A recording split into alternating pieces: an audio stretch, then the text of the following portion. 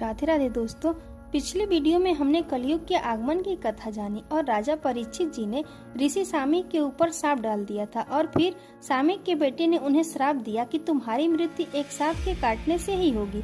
अब इस कथा को हम आगे की ओर ले चलते हैं।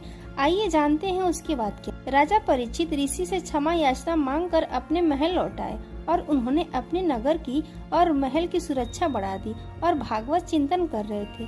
तभी 7वें दिन रात को एक सज्जन पुरुष महल में घुसे। उन्होंने एक फूल की डलिया ली थी और उसी फूल की पंखुड़ी में एक कीट पतंग के रूप में तक्षक नाग बैठा हुआ था और राजा परीक्षित के स्पर्श करते ही वह बड़ा हो गया और राजा परीक्षित को डस लिया। उसी समय उनकी मृत्यु हो गई।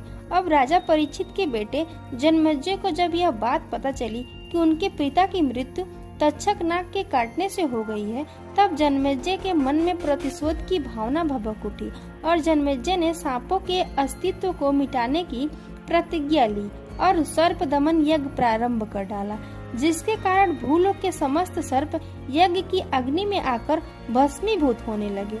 जिसके बाद नागों ने जाकर माता मनसा देवी से रक्षा की गुहार लगाई। तब माता ने अपने पुत्र आस्तिक को यज्ञ रुकवाने के लिए भेजा। अग्नि में सर्पों की आहुति दी जा रही थी। तब माता मनसा देवी के पुत्र आस्तिक के सत प्रयत्नों से नागों की प्राणों की रक्षा की गई। समय बीतता गया और एक दिन जन्मेजय की भी प्राकृतिक कारणों से मृत्यु हो गई। लेकिन जब जन्मेजय की मृत्यु हुई तब बदला लेने के लिए नागों ने जन्मेजय की आत्मा को पाताल लोक में बंदी बना लिया। युग बदलते गए और प्रारंभ हुआ कलयुग। इस काल के युग में एक बालक का जन्म हुआ। जब ज्योतिष ने ग्रह नक्षत्रों का आकलन किया तो ज्योतिष भयभीत हो गया और कहा कि इस बालक का जन्म घोर अशुभ नक्षत्रों में हुआ है। ज्योतिष ने बालक के माता पिता को उसे समुद्र में फेंकने के लिए बाध्य किया। ज्योतिष के दबाव में आकर बालक के माता पिता न चाहते हुए भी ऐसा करना पड़ा। जब बालक को समुद्र में फेंका गया तो समुद्र में मौजूद एक विशालकाय मछली ने उसे निगल लिया और बालक कई वर्षों तक मछली के पेट के अंदर ही रहा। जिसके बाद मछली तैरते हुए एक समुद्र तट पर पहुंची और इसी तट पर भगवान शिव माता पार्वती को योग के रहस्य बता रहे थे। योग रहस्य उस बालक के कानों में भी सुनाई पड़े और उस बालक ने मछली के पेट के अंदर ही योग साधना का अभ्यास प्रारंभ कर दिया। 12 वर्षों की कठिन साधना के बाद एक दिन उस मछली को एक मछुआरे ने पकड़ लिया और जब उस मछुआरे ने मछली को काटा तो उसे मछली के अंदर एक जीवित बालक मिला। अजरस से भरे उस मछुआरे ने उस बालक को अपने साथ रख लिया। समय के साथ बालक बड़ा हो रहा था और एक दिन मछुआरे ने उस बालक को मछली पकड़ने के लिए भेजा।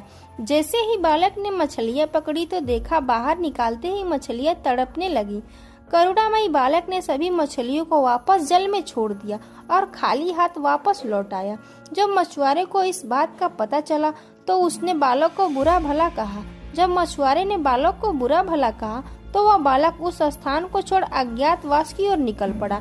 अपने भरण पोषण के लिए भिक्षा मांगने लगा और अपना संपूर्ण जीवन साधना में लगा दिया। समय बीतता गया और समय के साथ साथ वह बालक एक प्रबुद्ध सिद्ध के रूप में उभरा। कुछ लोग उन्हें भगवान शिव का भक्त तो कुछ लोग उन्हें भगवान शिव का अंश भी मानते हैं। इतने लंबे समय तक मछली के पेट में पलने के कारण इन्हें गुरु मत्स्येंद्र नाथ के नाम से भी जाना जाने लगा। उन्हें मछलियों का भगवान भी कहा जाता है। अब अगले भाग में हम गुरु मत्स्येंद्र नाथ और गुरु गोरखनाथ जी के बारे में जानेंगे।